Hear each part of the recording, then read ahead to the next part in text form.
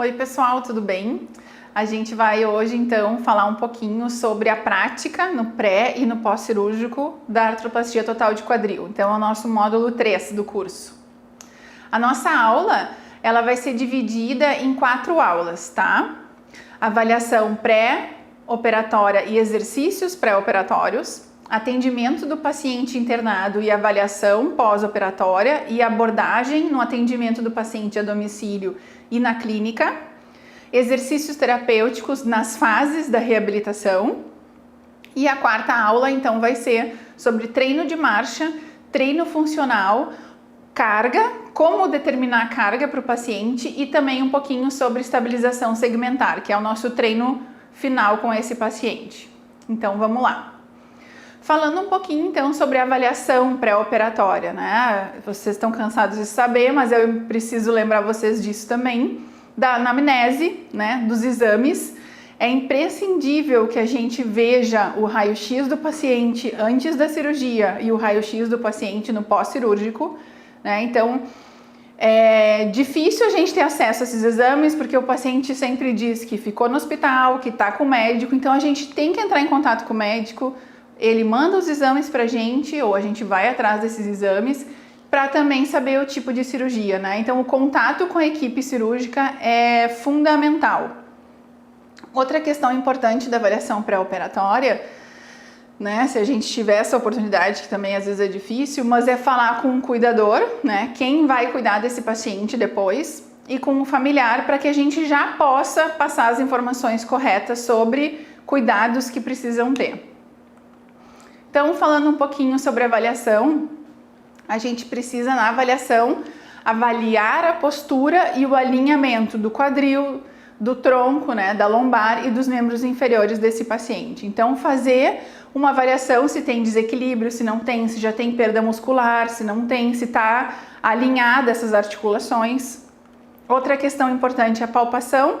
Então, eu trouxe uma imagem que eu acho bem legal assim para as aulas, que mostra, é um desenho, né, onde mostra a articulação do paciente e a posição que a gente vai examinar ele e onde a gente toca o paciente, né? Então a gente vai palpar as cristas ilíacas, a gente vai palpar a cabeça do fêmur, vai palpar a cápsula, a cartilagem, a musculatura, e eu acho que é bem interessante a gente fazer essa avaliação no pré-operatório.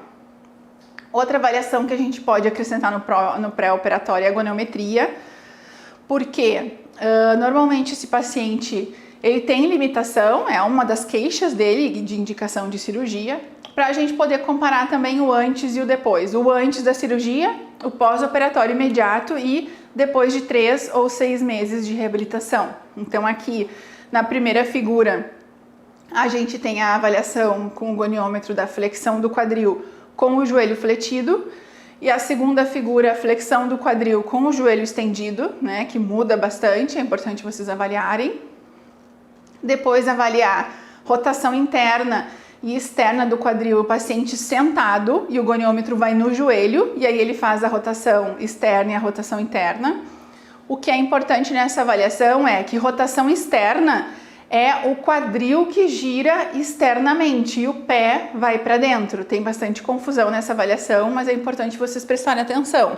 Na figura de baixo, a gente tem então a avaliação de rotação interna do quadril, né? O joelho vai para dentro, gira internamente e o pé gira para a parte de fora do quadril, tá? Isso é importante vocês lembrarem. Na figura de baixo, então do meio, a gente tem a avaliação da abdução, né? E a adução, a gente pode avaliar, mas normalmente vai a 0 graus é o normal, ou mais até 15 graus ou 25 a interna, mas essa não é tão importante, o mais importante é a abdução, onde o goniômetro ele vai no quadril, em L, né? E na perna que vai ser avaliada. E a flexão, a extensão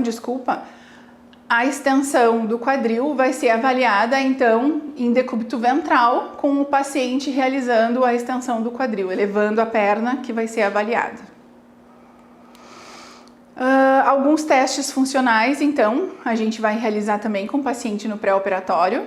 Esses testes funcionais são feitos só no pré-operatório e depois de 3 a 6 meses, não no pós-operatório imediato, isso é bem importante.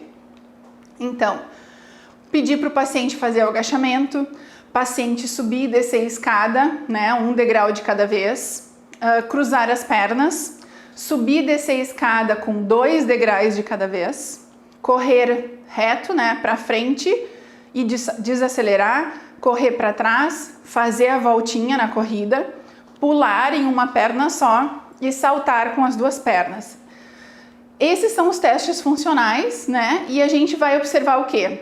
Qual é a musculatura que está contraindo em cada um desses movimentos, se tem desequilíbrio quando ele faz entre quadril direito e esquerdo, como que o joelho se comporta, né? Se ele é mais valgo ou mais varo, se ele muda essa posição durante esses movimentos, se o paciente claudica, né? Se ele manca, e qual a musculatura que já tá afetada ou sendo prejudicada nessas atividades funcionais. Tem outros testes de mobilidade que a gente pode fazer no quadril somente antes da cirurgia, tá? Para ver como é que tá. Então a gente vai avaliar o quê? Teste de tração ou distração longitudinal, né? Então a gente faz a tração na articulação e distração, né? Para ver se tem instabilidade ou não articular, que pode ser que ele tenha já alguma lesão ligamentar ou ruptura de cápsula, com o paciente decúbito dorsal. Tem o teste de tração ou deslizamento lateral da cabeça do fêmur, né? Então a gente faz a tração do fêmur e desloca lateral. Também o paciente de barriga para cima. Tem o teste de deslizamento ventral e anterior da cabeça do fêmur, né? Então o paciente em decúbito ventral a gente vai deslocar, né, em direção à barriga do paciente, né, em direção à maca, e traciona e desloca, para ver se tem já luxação ou não. E o teste de mobilidade lombosacra, paciente decúbito ventral, e a gente vai mobilizar os 2 quadris, estabilizar o sacro e mobilizar o direito, estabilizar o sacro e mobilizar o esquerdo, para a gente ver se tem mobilidade ou não. E o teste de mobilidade, então, sacroiliaca, já incluí na explicação do teste de mobilidade lombosacra. Outros testes especiais de quadril, então, né? Aqui o primeiro teste a gente tem o teste de Gaesling, que é provocar um estresse da sacroiliaca, né? Então o paciente deitado na beira do leito, bem na parte inferior, né, do leito ou da maca, e a gente flexiona um quadril e estende o outro, para a gente ver se existe desconforto na região posterior sacroiliaca ou não. O que isso vai nos dizer? Se ele tem algum processo inflamatório nessa região que precisa ser tratado, se ele consegue fazer esse movimento ou se ele está reduzida a amplitude, porque tudo isso a gente já pode trabalhar, se tiver essas restrições, antes do paciente ir para a cirurgia, né? O nosso objetivo dessa avaliação é essa, descobrir se tem alguma coisa, além da dor e da restrição de mobilidade, que está prejudicando esse paciente, para a gente recuperar antes de ele ir para a cirurgia, tá? O teste de Patrick ou Fabry, que a gente faz uma pressão no joelho e no ilíaco para ver em relação se ele tem alguma disfunção sacroilíaca anterior, tá? E para a gente testar se está inflamado, se tem restrição do movimento, tá? Então isso é bem importante. O teste de elevação da perna em decúbito dorsal, ou que é chamado de Hover, para a gente testar raízes nervosas ou encurtamento da musculatura posterior, né? A gente pode fazer esse teste e já fazer alguma mobilização neural para liberar se tiver compressão. Pode também fazer algum alongamento para recuperar esse encurtamento para ir para a cirurgia de uma forma mais funcional. Outros testes, então, o teste de Ober ou de estiramento femoral, então o paciente deitado em decúbito lateral com flexão dos 2 joelhos, a flexão do quadril inferior, e o de cima que vai ser testado, a gente puxa para extensão de quadril, né, para a gente ver se tem compressão nervosa de L2 até L5, né, e o paciente vai ter dor na coxa anterior. Nesse teste a gente também já consegue avaliar encurtamento da musculatura anterior, e a gente já pode trabalhar com alguma liberação, pode treinar alongamento com ele também antes da cirurgia. O sinal de Trendelenburg, eu acho bem importante, a gente pode avaliar ele na marcha, né? O paciente que claudica, que o quadril ele desloca lateralmente, né? Na hora que o paciente caminha, mas também a gente pode pedir para ele ficar em pé, numa perna só e o quadril ele tem que estar estabilizado. Se ele cai, né, se ele aumenta esse desnível, ele tem então deficiência do glúteo médio. E é isso. Com certeza esse teste é positivo no pós-cirúrgico, mas a gente não pode testar no pós-cirúrgico imediato e a gente vai ter que trabalhar ele no pós-cirúrgico mesmo não testando. Então, se a gente já testa antes da cirurgia e o paciente tem essa alteração, a gente já tenta recuperar antes de ir para a cirurgia, porque senão a perda no pós-cirúrgico dessa musculatura vai ser muito maior se ele já tinha essa deficiência antes. O outro teste que a gente pode fazer é o comprimento verdadeiro do membro inferior e o comprimento aparente, né? Que é a gente então medir o comprimento da lateral, da crista da pelve, até o maléolo lateral do pé e depois o comprimento então da crista ilíaca anterior até o maléolo medial. Esse exame, ele mais vai nos dar informação em relação ao comprimento dos membros inferiores e a sua mudança após a cirurgia, né? Que é aquilo que a gente conversou já nos outros módulos, que pode ser alterado dependendo da quantidade de osso e o tamanho da prótese que vai ser colocada. Outros testes que são importantes, então, o teste do piriforme, né? É um músculo que está sempre afetado quando o paciente tem problema de quadril. E no pós-operatório, ele pode ter sido cortado ou não, né? Pode ser desinserido ou só afastado, depende se for mantido o trocânter maior ou não. Então, a gente vai ter que avaliar ele antes e, com certeza, sempre tratar ele depois. Então, se já tem problema no pré-cirúrgico, já vamos tratar ele. Liberação, né? Se tiver dor, alguma contratura e fortalecimento.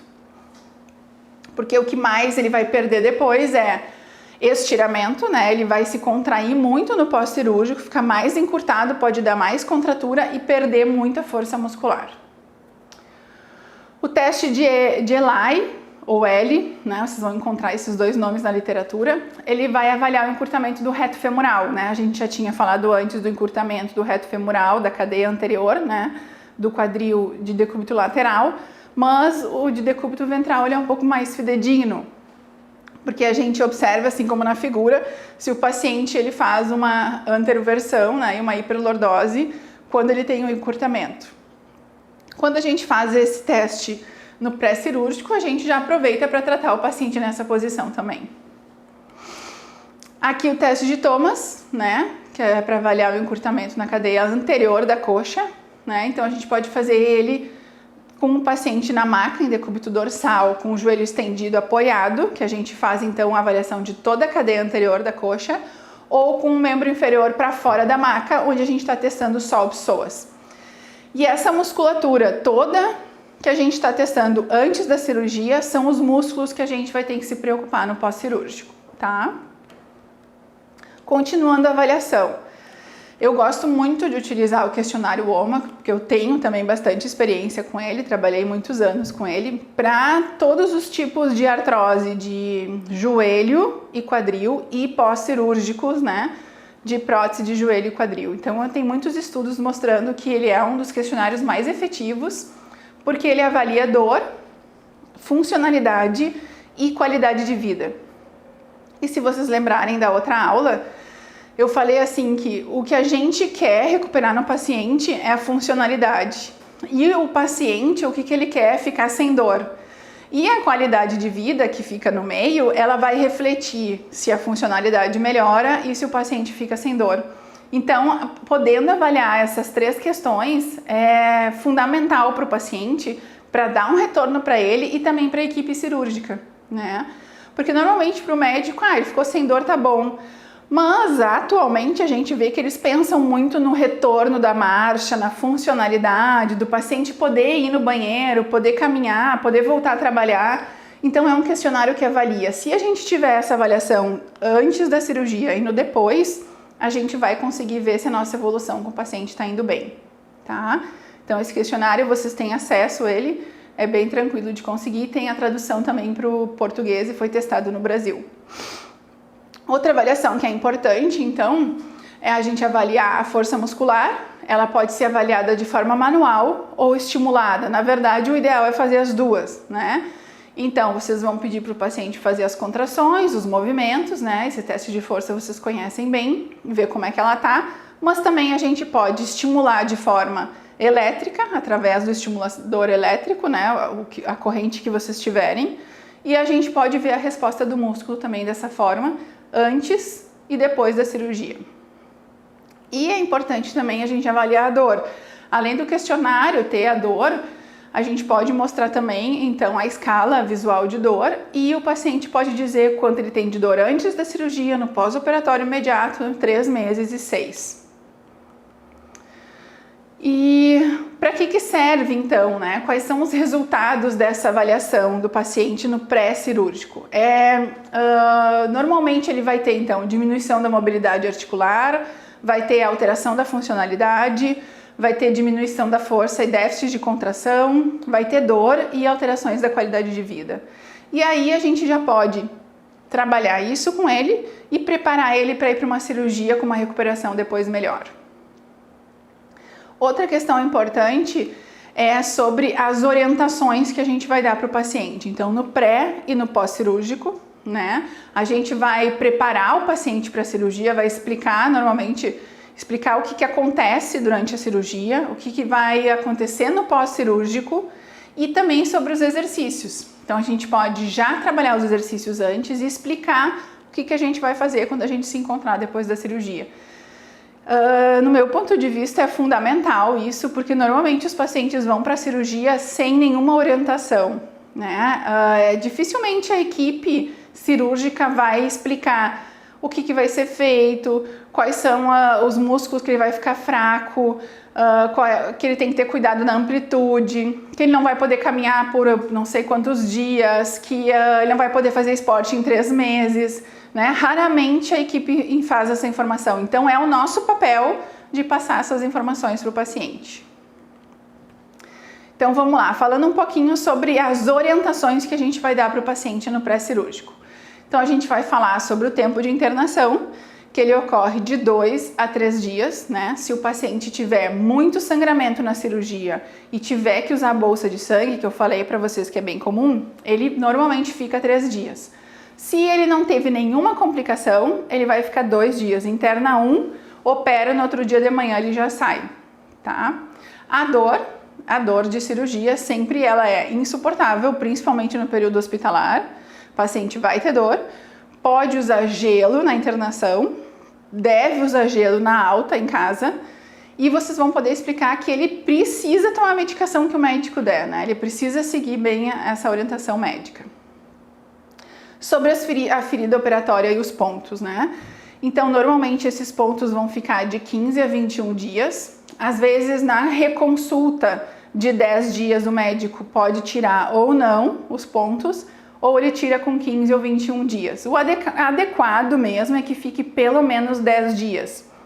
Quais são os cuidados com a ferida operatória, né? O curativo que é feito no hospital, até a próxima consulta, normalmente o médico pede para não mexer, né? Deixar daquele jeito, porque às vezes se o paciente abre, fecha e molha, pode infectar em casa, né? Então, a gente, como fisioterapeuta, vai visitar esse paciente em casa depois e aí a gente pode limpar o curativo, fazer as medidas adequadas de limpeza e colocar só um micropore em cima dos pontos. Mas a nossa orientação para o paciente é que ele não mexa até a retirada dos pontos. Em relação aos cuidados com a posição, então o que a gente tem que orientar o paciente? Ele tem que manter a abdução dos membros inferiores, né, com um coxim, como mostra nessa figura. Então sempre. E é uma coisa que eu digo assim para os pacientes, é para sempre, até eu disser que não precisa mais. Então, em torno de até 45 dias e 3 meses, tem que ter esse cuidado, porque é com 3 meses que a gente vai ter certeza que a musculatura tá boa, a gente acompanhando o paciente, né? A musculatura tá boa, tá estabilizado, a prótese cicatrizou no osso e tem que ter o raio-x para mostrar isso também, né? E aí não precisa mais do coxim, mas acordou no pós-operatório com coxim e vai para casa com ele. Isso significa que a gente tem que falar para ele que todos os movimentos que ele fizer, de sentar e levantar, de girar para o lado, de sair da poltrona para a cama, de ir para o chuveiro, para o que ele fizer, ele vai ter que manter essa abertura de membros inferiores com o joelho, com esse afastamento do tamanho do coxim. Isso é bem importante, tá, pessoal? Outro cuidado, não pode passar a flexão de quadril de 90 graus, tá? Então, são dois cuidados, assim, imprescindíveis que a gente tem que informar o paciente. Não pode flexionar o quadril a mais de 90 graus e não pode fechar os joelhos, né? De uma forma mais simples, falando para o paciente, é isso. Outra coisa, vai sentar numa cadeira e pegar alguma coisa no chão, flexionou mais de 90 graus, não pode? Tem que pedir para alguém ajudar. Vai querer se acocar, nunca mais vai poder se acocar. Vai se ajoelhar no chão, nunca mais vai poder, né? Os médicos não falam isso e a gente tem que falar, porque quem está muito tempo em casa tem costume de fazer esses movimentos, e esses movimentos causam luxação, e depois tem que fazer uma nova cirurgia, né, uma nova prótese, se for possível fazer, né? Então, são orientações, assim, imprescindíveis que a gente tem que falar. Os movimentos, né, então eu já falei, está relacionado aos cuidados. Saída do leito, né, as primeiras semanas, até a primeira revisão do médico e às vezes até a segunda revisão, o paciente vai ficar com andador, ainda mais se ele for bem idoso e tiver um osso mais fraco, uma osteoporose, né, a gente precisa ter um pouco de mais de cuidado. Mas é comum em pacientes jovens, eles usam o andador por 15 dias, 21 dias e depois a gente sai para 2 muletas e às vezes vai direto para uma e vai direto para alta, tá? Então, o andador tem que ter antes de sair do hospital. Exercícios pré-operatórios. Então, a gente fez aquela avaliação, a gente fez o diagnóstico de questões que precisavam melhorar. Então, se o paciente tem dor, tem processo inflamatório, a gente pode usar medidas anti-inflamatórias. Se tiver contratura, a gente pode fazer uma liberação, pode fazer uma massagem, pode tirar essa dor do paciente e liberar esse músculo. Mas os exercícios pré-operatórios mais importantes são de fortalecimento do quadríceps, dos glúteos, rotadores internos e externos, flexores do quadril, extensores do quadril, abdômen e tronco, né? Então aqui tem esse desenho da musculatura que está envolvida nessa cirurgia, né? Nesse pré-cirúrgico, e que vai estar envolvido no pós-cirúrgico e que precisa ser trabalhado. Aí eu trouxe alguns exercícios de pré-operatório que a gente pode fazer com o paciente, e eu costumo, normalmente, assim, a gente pode visitar o paciente 2 vezes na semana ou 3, mas ele vai ter que se exercitar nos outros dias. E normalmente esse paciente, ele tem um cuidador que está sempre ali, um familiar. Então, todas essas informações que eu estou passando para vocês tem que ser passada para essa pessoa que está com o paciente. E os exercícios também, a gente pode mostrar para eles como fazer, porque isso vai fazer com que a recuperação dele depois seja melhor, certo? Então, um dos exercícios é a ponte, né, que é bem clássico, que a gente vai fortalecer, então, todas essas musculaturas que a gente falou. Depois, o exercício de abdução, que a gente pode realizar ele lateral. Na verdade, deve realizar ele deitado de lado com o joelho estendido, e depois também com o joelho fletido, que é a imagem de baixo. Então, um a gente vai trabalhar mais o tensor da face lata, o outro a gente vai trabalhar mais os rotadores externos, tá? Outro exercício que a gente vai fazer vai ser o fortalecimento do quadríceps, né, com o joelho estendido. Então, faz flexão de quadril e trabalha bastante essa musculatura. Os adutores a gente vai trabalhar com fortalecimento muito antes da cirurgia, mas no pós-operatório vai ser com cuidado, depois a gente vai falar sobre isso. E também o paciente em pé, a gente vai trabalhar flexão de quadril, abdução, rotação externa e extensão apoiado numa cadeira, numa parede. Aí a gente tem então essa imagem mostrando esses exercícios.